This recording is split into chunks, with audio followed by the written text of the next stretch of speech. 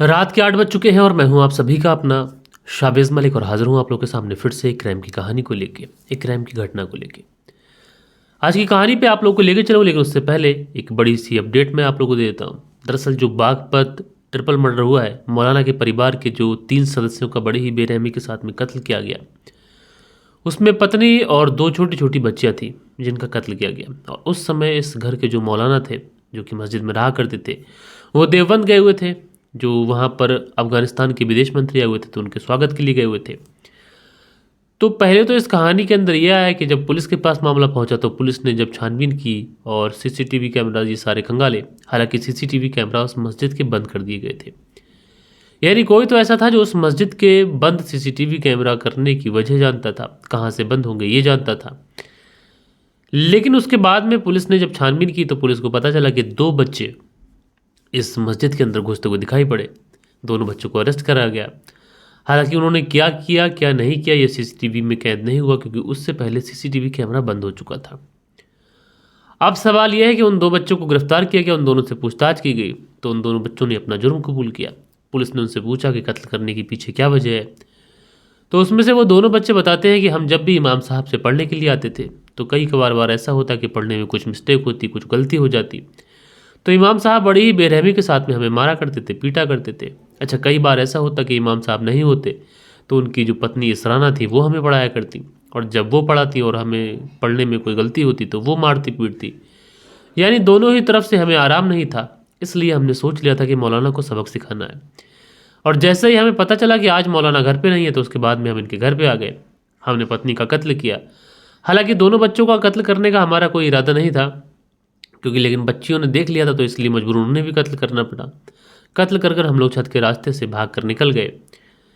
लेकिन दोस्तों, अब इस पूरे जो मोटिव और जो कत्ल की पीछे की वजह और जो कातिल निकल के आए हैं, उस पर खुद जो मौलाना की पत्नी जिनका कत्ल हुआ है, उनके भाई ने कहीं ना कहीं सवालिया निशान लगाए। और उन्होंने कहा है कि 2 बच्चे इतनी ज़्यादा सतर्क और इतनी ज़्यादा चालाकी से कत्ल नहीं कर सकते, इतनी बड़ी वारदात को अंजाम नहीं दे सकते, क्योंकि दोनों ही बच्चे नाबालिग हैं। और उन्होंने कहा है कि सीसीटीवी को बंद करना, ये आखिरकार 2 बच्चे कैसे समझ पाएंगे, आखिर क्या नाबालिग इस तरीके का काम कर सकते। तो कहीं ना कहीं उन्होंने पुलिस की छानबीन पर और इन सारी चीज़ों पर सवालिया निशान लगाए हैं, और उन्होंने कहा है कि हम इस पूरे घटनाक्रम की सीबीआई जांच चाहते हैं। बहरहाल दोस्तों, अभी ये देखने वाली बात होगी कि इस केस के अंदर क्या चीज़ें निकल के आती हैं, और अगर ये मामला सीबीआई को पहुंचता है तो क्या कुछ नई चीज़ें इसमें ऐड होती हैं। आप लोगों ने देखा होगा कि कई सारे केसेस हिंदुस्तान के अंदर जो सीबीआई को सौंपे गए, बाद में वही सारी चीज़ें निकल के आई जो पहले पुलिस ने बताई थी। तो ये तो देखने वाली बात होगी, सारी चीज़ें फ्यूचर के गर्भ में छुपी हुई हैं कि क्या होता है क्या नहीं होता है। लेकिन जो कुछ भी हुआ, ये बहुत ही ज़्यादा एक तरीके से अफसोसजनक था। मौलाना के पूरे परिवार को ख़त्म कर दिया गया, और उससे भी बड़ी हैरानी की बात ये थी, उससे भी बड़ी दुख की बात ये थी कि मौलाना की जो पत्नी थी वो 7 महीने की गर्भवती बताई जा रही है। बहरहाल दोस्तों, आप लोग अपना ओपिनियन भी दे दीजिएगा कि इसमें कि ये 2 कहानी जो पूरी समझ में निकल के आ रही है, क्या इसमें ये 2 बच्चे ही कुछ कर सकते हैं या फिर किसी और का हाथ हो सकता है, कमेंट्स करके बताइएगा। अब चलते हैं सीधा सीधा आज की कहानी का रुख करते हैं। और दोस्तों, आज की कहानी की अगर मैं बात करूं, तो महज 2 शब्दों में इस पूरी कहानी को एक्सप्लेन किया जा सकता है, और मैं सुना भी सकता हूं आप लोगों को। लेकिन 2 शब्दों में ये कहानी मैं सुनाऊंगा तो हो सकता है कि बहुत सारी चीज़ें आप लोग को समझ ना आए, क्योंकि आज की कहानी कहीं ना कहीं लड़कियों को और सीधा सीधा लड़कों को सुनना चाहिए कि इस कहानी के अंदर कहाँ क्या कुछ हुआ। ये सारी चीज़ें बहुत ही सिलसिलेवार तरीके से मैं आप लोग को सुनाऊंगा।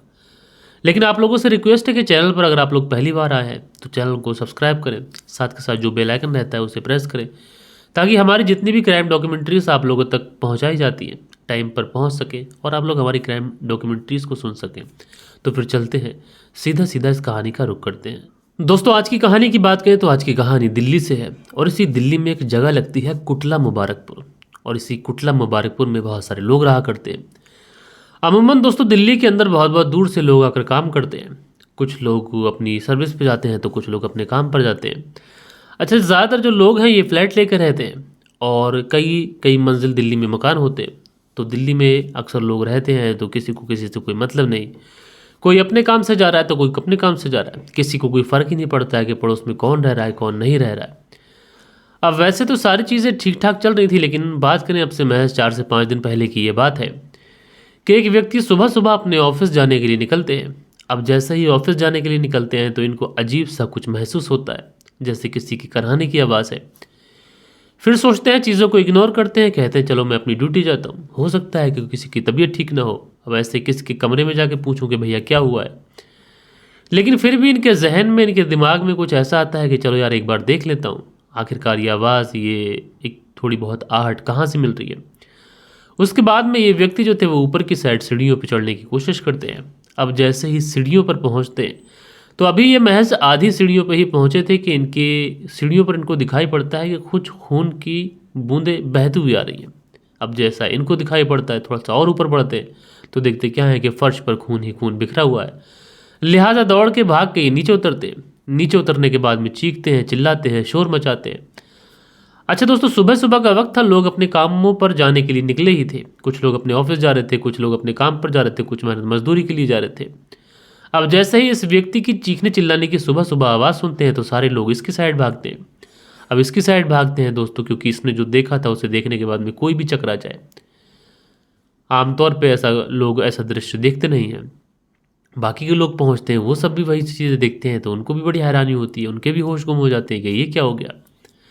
लिहाजा वहीं से कोई व्यक्ति जो होता है सीधा सीधा पुलिस को इन्फॉर्म कर देता है। पुलिस जो थी वो भी तुरंत मौके पर पहुंच जाती है। पुलिस पहुंचती है, लोगों को बचाती है। बचाने के बाद में आगे बढ़ती है और आगे बढ़ने के बाद में देखती है कि हाँ, बात तो सही है, इस पूरे फ्लैट के आसपास से खून बिखरा हुआ है और जो कमरा है, जिस कमरे से खून बहता हुआ बाहर निकल रहा है, उस कमरे के अंदर ताला पड़ा हुआ है। अब पुलिस वाले वहां पर यह देखते हैं कि जिस कमरे से खून बहता हुआ आ रहा है उस कमरे में तो ताला पड़ा हुआ है। लिहाजा फिर क्या था, पुलिस वाले, बाकी के जो स्थानीय लोग होते हैं, सब मिलकर उस ताले को तोड़ते हैं। और जैसे ही ताले को तोड़ने के बाद में वो अंदर लोग झांकने की कोशिश करते हैं तो देखते क्या है कि एक लड़की है जो जख्मी हालत में पड़ी हुई है, जिस्म से बहुत ज़्यादा खून बह रहा है। लिहाजा फिर पुलिस वाले सोचते हैं कि हो सकता है लड़की ज़िंदा हो, उसको लेके हॉस्पिटल भागते हैं। लेकिन उम्मीद बहुत कम थी, क्योंकि लड़की के जिस्म से इतना ज़्यादा खून बह चुका था कि लड़की पूरी तरीके से स्थिर हो चुकी थी। लेकिन फिर भी किसी उम्मीद में, किसी ऐसे चमत्कार के लिए जो पुलिस वाले होते हैं वो सीधा सीधा हॉस्पिटल पहुंचते हैं। इस लड़की को डॉक्टर के सामने लेके जाते हैं, कहते हैं इसका इलाज करो। अच्छा, डॉक्टर जो थे वो इस लड़की की नब्ज़ वगैरह चेक करते हैं तो कहते हैं कि आप लोगों ने लाने में बहुत ज़्यादा देर कर दी, शायद इस लड़की की मौत हो चुकी है और इसके अंदर अब कुछ नहीं बचा। अब जैसे ही डॉक्टर ये पाते हैं कि लड़की की मौत हो चुकी है, अब क्या था, डॉक्टर चूँकि डेड बॉडी हॉस्पिटल में थी तो सबसे पहले उसके पोस्टमार्टम का इंतज़ाम किया जाता है। लड़की की डेड बॉडी को पोस्टमार्टम के लिए भेजा जाता है। लेकिन चीज़ें तो बहुत पहले ही क्लियर थी कि इस लड़की के जिस्म से खून बह रहा है, जगह जगह जिस्म पर तेज़ धारदार हथियार के निशान है। यानी एक छोटा सा बच्चा भी ये बता सकता है कि यहाँ पर कत्ल हुआ है। अब कत्ल करने वाली चीज़ तो साफ हो चुकी थी, ऑलमोस्ट पोस्टमार्टम की रिपोर्ट का इंतज़ार था नहीं, बस वो तो एक औपचारिक बात थी। लेकिन सबसे बड़ा सवाल ये था कि आखिरकार ये लड़की कौन है और इसका कत्ल किसने किया। अब जैसा कि दिल्ली के अंदर लोग रह रहे हैं तो मैंने आप लोग को पहले ही बताया कि वहाँ पर न किसी को एक दूसरे से इतना मतलब होता है, कौन कब आता है, कब जाता है, कहाँ का रहने वाला है, किसके साथ कौन रहता है। ये चीज़ें ऑलमोस्ट इम्पॉसिबल है कि लोग पता लगा पाएँ। लेकिन दोस्तों, अगर कभी कभी आते जाते मुलाकात हो जाती है तो हाय हेलो हो जाता है, इसके अलावा और कुछ नहीं। लेकिन पुलिस को जानकारी जुटानी थी, पुलिस को छानबीन करनी थी। लिहाजा पुलिस जानकारी जुटाती है, छानबीन करती है। सबसे पहले ये पता करती है कि ये लड़की कौन है। तो पुलिस को अपनी छानबीन में पता चलता है कि ये जो लड़की है, इस लड़की का नाम साक्षी है और ये लड़की किसी लड़के के साथ में रहा करती थी। अब पुलिस को ये पता चल जाता है कि साक्षी नाम की लड़की है और उस कमरे के अंदर किसी लड़के के साथ में रहा करती थी। तो चीज़ें ऑलमोस्ट साफ हो चुकी थी और ये जो केस था ऑलमोस्ट पानी की तरह क्लियर साफ हो चुका था। क्योंकि ये जो लड़की साक्षी है, अगर किसी लड़के के साथ रहती थी तो बहुत जाहिर सी बात है उसी लड़के ने ये सब कुछ किया होगा। क्योंकि इससे पहले भी हमने बहुत सारी लिव इन के मर्डर की कहानियाँ सुनी, चाहे आप देखेंगे जो मामा भांजी वाला दिल्ली के अंदर केस हुआ था वो केस हो, या फिर आफ्ताब और शिद्दा वाला केस हो, उसके अलावा भी बहुत सारी कहानियाँ सुनाई गई हैं। अब फिर क्या था, पुलिस वाले ये पता करने की कोशिश करते हैं कि भाई ये लड़का कौन था। बहुत देर जानकारी जुटाने के बाद में पुलिस को पता चलता है कि इस लड़के का नाम हिमांशु था। अच्छा, हिमांशु के बारे में जब ये पता चलता है कि भाई लड़के का नाम हिमांशु था तो कहाँ का रहने वाला था, तो पता चलता है ये हरियाणा के हिसार का रहने वाला था। फिर क्या था, पुलिस टेक्निकल सर्विलांस सारी चीज़ों की मदद लेती है और उसके बाद में आखिरकार पुलिस को हिमांशु की लोकेशन मिलती है। हिमांशु को अरेस्ट किया जाता है। अरेस्ट करने के बाद में थाने लेके आया जाता है। ऑलमोस्ट जो केस था वो क्लियर हो चुका था, साफ मर्डर केस था और जो व्यक्ति साथ रहता था वो भी अरेस्ट में आ चुका था। यानी अब मुजरिम सामने था, बस बात थी उसका एक बार जुर्म करने की और उसके खिलाफ कोई सबूत मिलने की। लिहाजा फिर क्या था, पुलिस हिमांशु से पूछताछ करती है। तो शुरुआत में तो ये भाई साहब कुछ बोलते नहीं हैं, लेकिन जैसा कि कहावत है कि पुलिस अगर अपने तरीके से पूछताछ करती है तो मुर्दे भी बोलते हैं। पुलिस इनसे सही तरीके से पूछताछ करती है, और जब सही तरीके से पूछताछ करती है तो ये पुलिस के सामने टूटते हैं।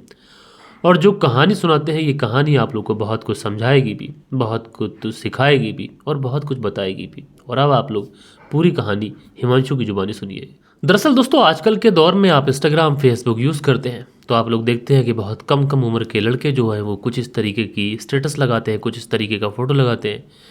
वो अपने आप को शो ऑफ करने की कोशिश करते हैं कि वो गैंगस्टर टाइप हैं और तमाम तरीके की चीज़ें कि यार तेरा गैंगस्टर फलाना फलाना गाने, ये सारी चीज़ें होती रहती हैं।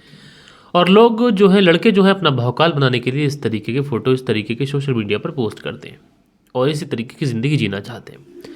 अब कहीं ना कहीं ऐसे लड़कों को जो लड़कियां देखती हैं तो वो भी कहीं ना कहीं उनकी तरफ आकर्षित होती हैं कि भाई उनका जो बंदा है ये काफ़ी ज़्यादा लॉयल है, काफ़ी ज़्यादा इसका दबदबा है और इसका जो लाइफ जीने का तरीका है वो अलग है। अगर ऐसे में मैं इसके साथ टच में आ जाऊंगी तो वो मुझे टच भी नहीं करेगा, मेरा अलग नाम होगा, अलग रुतबा होगा। तो ये जो साक्षी थी, ये दिल्ली के कोटला में रहकर एक जॉब किया करती थी प्राइवेट कंपनी में। फिर उसके बाद ये राजस्थान चली जाती है और राजस्थान में इसकी मुलाकात होती है इसी हिमांशु से। अब हिमांशु से मुलाकात होती है, थोड़ा समय उसके साथ में गुजरता है, दोनों के बीच में दोस्ती होती है, इंस्टाग्राम की प्रोफाइल एक्सचेंज होती है, फेसबुक की प्रोफाइल एक्सचेंज होती है, नंबर एक्सचेंज होता है। उसके बाद में जो हिमांशु और ये जो लड़की थी जिसका नाम साक्षी था, ये दोनों एक दूसरे से पूछते हैं कि तुम क्या करते हो। तो साक्षी बताती है कि मैं तो प्राइवेट कंपनी में जॉब करती हूँ। फिर साक्षी हिमांशु से पूछती है कि तुम क्या करते हो। तो जो हिमांशु होता है वो साक्षी से कहता है कि मैं तो गुंडा हूँ, और ये भी बताता है कि मेरे ऊपर अलग अलग 14 मामले दर्ज हैं, चाहे वो लड़की से छेड़छाड़ का हो या फिर गुंडा एक्ट का हो या फिर कहीं पर लड़ाई झगड़े का हो, ये सारे मामले दर्ज हैं। अब जैसे ही ये सारी चीज़ें साक्षी सुनती है हिमांशु के बारे में तो वो हिमांशु के प्रति और ज़्यादा आकर्षित हो जाती है। उसको लगता है कि उसका जो बंदा है भाई बहुत ज़्यादा पावरफुल है, बहुत ज़्यादा उसका दबदबा इलाके के अंदर नाम। तो साक्षी जो है वो हिमांशु के प्रति अट्रैक्टिव हो जाती है। उसके बाद में इन दोनों की बातचीत चलती रहती है। साक्षी उसके बाद में दिल्ली शिफ्ट हो जाती है। जब दिल्ली शिफ्ट हो जाती है तो पीछे पीछे ये जो व्यक्ति होता है ये भी आ जाता है। अब हिमांशु भी पीछे पीछे आ चुका था, साक्षी आकर अपने वहाँ पर रह रही थी, सारी ही चीज़ें बहुत बढ़िया तरीके से चल रही थी। लेकिन इसी बीच में हिमांशु को ऐसा लगता है कि साक्षी का जो नंबर है ये बिजी जाता है। अब हिमांशु साक्षी से पूछने की कोशिश भी करता है कि भाई तुम्हारा नंबर बिजी क्यों जाता है। साक्षी इधर उधर की बातें कर देती है, लेकिन इसी बीच में हिमांशु को लग जाता है कि साक्षी उससे कुछ ना कुछ छुपाने की कोशिश कर रही है। उसके बाद में हिमांशु जो था साक्षी के रूम पे पहुंच जाता है, उससे पूछने की कोशिश करता है, लेकिन साक्षी फिर भी इधर की बातें बता देती है, कहती है ऐसा कुछ नहीं है, तुम बस महज शक कर रहे हो, डाउट कर रहे हो। उसके बाद में हिमांशु जो था साक्षी का मोबाइल चेक करता है। जब उसका मोबाइल चेक करता है तो उसमें से कुछ मिल जाता है। जब मिलता है तो वो साक्षी से पूछता है कि ये क्या है और तुम मुझसे झूठ बोल रही हो, मुझे धोखे में रख रही हो। तो साक्षी कहती है देखो मेरी ज़िंदगी है, मेरी लाइफ है, मैं जैसे चाहूँ वैसे जीऊँ और तुम्हें मेरी ज़िंदगी में इंटरफेयर करने का कोई हक नहीं है और तुम जो चाहो कर लो। मैं अगर किसी से बात करती हो तो तुम मुझे रोक नहीं सकते। अब इसी बात को लेकर हिमांशु को गुस्सा आ जाता है। जब उसे गुस्सा आता है तो वो किचन में जाता है, वहाँ से चाकू उठाता है और चाकू उठाने के बाद में वो इस साक्षी के ऊपर हमला कर देता है। एक दो नहीं बल्कि कई सारे वार करता है। जब साक्षी बिल्कुल बेसुध हो जाती है, उसको लगता है कि इसका कत्ल हो चुका है, उसके बाद में से होश आता है, बाहर भागता है, दरवाजे पर ताला लगाता है और वहाँ से भाग जाता है हरियाणा, ये सोचकर कि कोई उसे जान नहीं पाएगा, कोई उसे जानता नहीं है। साक्षी मेरे बारे में ना किसी को उसने बताया है, तो ऐसे में उसके खिलाफ कोई सबूत नहीं होगा और वो पकड़ा नहीं जाएगा। लेकिन दोस्तों पुलिस ने टेक्निकल टीमों का सहारा लिया, लगभग 250 से ज़्यादा सीसीटीवी कैमरास खंगाले, तब जाकर इस हिमांशु के बारे में पुलिस को पता चला। कहने को तो ये कहानी महज 2 शब्दों में सुनाई जा सकती थी कि एक लड़का एक लड़की के साथ में प्रेम प्रसंग में था और उसके बाद में यूं कहें कि गुस्से में या फिर किसी और वजह से वो उस लड़की का कत्ल कर देता है। लेकिन आप लोगों को ये चीज़ें बताना भी ज़रूरी है कि आजकल की जो लड़कियां हैं वो ज़्यादातर सोशल मीडिया और इन सारी चीज़ों पे ऐसे लड़कों से अट्रैक्ट हो जाती हैं उनके प्रति और उनसे बातचीत में ये सारी चीज़ें सोचने लगती हैं कि उनका जो प्रेमी है बड़ा नाम वाला है, बड़ा रुतबे वाला है। दूसरी तरफ जो हिमांशु जैसे लड़के हैं वो गुस्से में कुछ भी कर देते हैं, चाहे पहले के 14 मामले हों या फिर अब ये वाला मामला हो। अब आप लोग देखिए कि एक लड़की जो इस दुनिया से जा चुकी है और एक लड़का जिसके अभी जवानी के दिन है, और इस मामले में अगर उसे 10-12 साल या फिर उम्र कैद की सज़ा हो भी जाती है तो जिस उम्र में वो अपने परिवार के लिए, अपने माता पिता के लिए, अपने ख़ानदान के लिए कुछ बड़ा कर कुछ अचीव कर नाम बना सकता था, वो सारी ज़िंदगी उसकी जेल में ख़राब हो जाएगी। बहरहाल दोस्तों, आप लोग इस पूरी स्टोरी को किस तरीके से देखते हैं, अपनी राय नीचे कमेंट्स में ज़रूर से ज़रूर दीजिएगा। बाकी कल के दिन आप लोग के कुछ बेहतरीन से कमेंट्स भी थे, तो वक्त होता है कि आप लोग के कमेंट्स पढ़ लिए जाए। शाकिब फरहान है, अपना प्यारा सा कमेंट्स करते हैं। अंसारी सुहेल लिखते हैं, जनाब सलामत रहिए, मुस्कुराते रहिए, आम और आसान अल्फाज में बोलिए जो समझ में आ जाता है, व्यूज़ ज़्यादा आएंगे को वैसे सुनता हूँ। अंसारी सुहेल जी मेरे भाई आपका शुक्रिया। मोहम्मद रियाज लिखते हैं, nice story sir ji, thank you sir ji. तो मोहम्मद रियाज जी मेरे भाई शुक्रिया आपका। खान अकील लिखते हैं, अस्सलाम वालेकुम शाबिज भाई, नाइस स्टोरी, आप कामयाबी अल्लाह आपको दे। तो खान अकील जी मेरे भाई शुक्रिया आपका। सुरेंद्र शर्मा लिखते हैं, नमस्कार मलिक भाई साहब, नाइस स्टोरी। सुरेंद्र कुमार श्री विजयनगर राजस्थान से सुनते हैं भैया, बहुत बहुत शुक्रिया। विकास गुप्ता है, लिखते हैं, नाइस स्टोरी सर जी। दिनेश कुमार जी हार्ट बनाते हैं। सुल्त्यागी है, लिखते हैं, नमस्कार मलिक भाई साहब, शुक्रिया मेरे भाई। मनदीप वर्मा की पत्नी प्रादीप वर्मा जलंधर पंजाब से कहानी सुनती है, शुक्रिया। दिनेश कुमार जी कमेंट्स करते हैं, शुक्रिया। मीना जी नमस्ते लिखती हैं। नरगिस बानो जी प्यारा सा कमेंट्स करती हैं, बहुत बहुत शुक्रिया। बालिश बिहारी हैं, लिखते हैं, मलिक साहब जी नमस्कार। रोज़ रोज़ एक ही कहानी सुनने को मिलता है, पति का मर्डर हो जाता है, लेकिन आज की कहानी तो शायद बिल्कुल डिफरेंट है।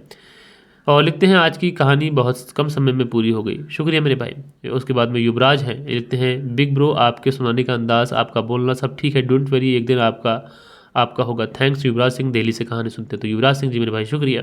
नरगिस बानो लिखते हैं, क्योंकि गलत काम का गलत नतीजा होता है, शुक्रिया। और उसके बाद में रुस्तम मुराही हैं, लिखते हैं, फर्स्ट कमेंट है, तो भाई आपका पहला कमेंट था, मैं जानता हूँ, तो शुक्रिया मेरे भाई आपका। राधेश्याम शर्मा सिरसी जयपुर राजस्थान से सुनते हैं। अंसारी सुहेल जी सुनते हैं। फरजाना सिद्दीकी लिखते हैं, अगर हस्बैंड वाइफ की नहीं जमती है तो अलग हो जाए, इसमें मर्डर करने की क्या ज़रूरत है, बहुत अच्छी बात कही आपने। श्रीनिधि शर्मा है, लिखते हैं, बरसों पहले पति पत्नी को मारते थे, अब पत्नियां पति की हत्या कर देती हैं, बहुत अच्छी और सही बात कही आपने, आजकल यही सब कुछ हो रहा है। बहरहाल दोस्तों, ये थे कुछ आप लोगों के बेहतरीन से कमेंट्स और ये थी कहानी। आप लोग जो भी सोचते हो कमेंट्स करके बताइएगा। बाकी दोस्तों, मिलते हैं कल के दिन किसी और स्टोरी के साथ में। जब तक के लिए अपना ख्याल रखें, देश का ख्याल रखें, परिवार के रिश्तों की अहमियत को समझें। जय हिंद, जय भारत।